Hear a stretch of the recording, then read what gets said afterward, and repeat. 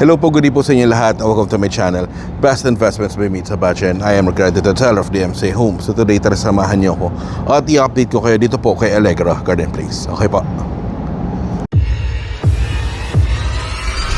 po, good day po sa inyo lahat. Hello po, good day po sa inyo lahat. Welcome to my channel. So today naman, tara samahan niyo ako i-update ko kayo sa discuss po sa inyo sa project updates for Malakay na Allegra Garden Place.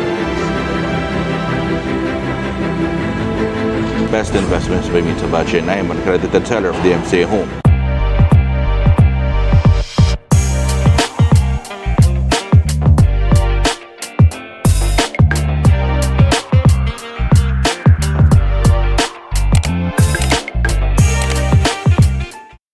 Hello po, kumusta po kayo? So it's been a while since my last video dito kay Allegra Garden Place. So ito right now, nandito ako sa roof deck, okay, ni Soraya Building. So currently, we're on 100% na because as of this month of August, ongoing na yung turnover natin ng mga units dito po para sa mga unit owners natin dito kay Soraya Building. Okay, so kagandahan nito and also kagandahan nito, we can also view the available units na up to the penthouse level. So ito, after this update po, I will show you yung mga higher floors naman ng mga units natin para makita ninyo syempre kung gaano kaganda yung views natin dito kay Soraya Building. Okay, so for those po sa mga hindi pa nakakaalam, a quick information po about this project. So Allegra Garden Place is located along Pasig Boulevard, okay, in Barangay Bagong Ilog, Pasig City. So ito pong project na this is between the two major business districts natin, particularly kay Ortigas CBD and kay Bonifacio Global City.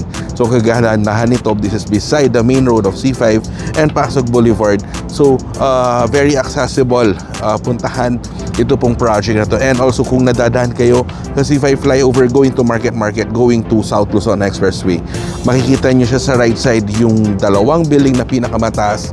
Yun po si Allegra Garden Place, because ito po si Allegra Garden Place, this is hanggang 56 floor, 56 residential, 55 and 56 residential floor levels po tayo. And also we're offering a studio unit, a 1-bedroom unit, a 2-bedroom unit, and paminsan may nagre-reopen 3-bedroom unit. Yesterday may nagre-open na 3-bedroom unit, but unfortunately nakuha agad kasi marami pong naghahanap ng mga mas malalaking sizes natin dito po sa area na to. And also for this also project, marami pong nagbago dito. Unang-una, mas wider na yung doors and windows natin, and also split type aircon na tayo on all residential units, and lastly glass balcony na tayo dito. Syempre nandito pa rin yung resort inspired amenities na ino-offer natin among all DMCA projects. Okay, ayun. So for those po sa mga who are interested in this project and gusto nyong i-view itong project na to, nandiyan yung numbers ko, naka-flash sa screen nyo. May contact me anytime through Viber, through WeChat, through Facebook Messenger, through WhatsApp. Pwede tayo mag-schedule ng or Station Advisor, pwede tayo mag-schedule ng site viewing. Pwede ko kayong dalhin dito sa napakagandang project na to na si Allegra Garden Place. Okay, so I think that's it. That's the update for this month of October. So again, thank you very much for watching po. Please don't forget to hit the subscribe button and the notification bell para every time na nag-upload ako ng bagong video kay YouTube ay ma-notify kayo. So thank you for watching po. God bless po. Stay safe po. Bye-bye po.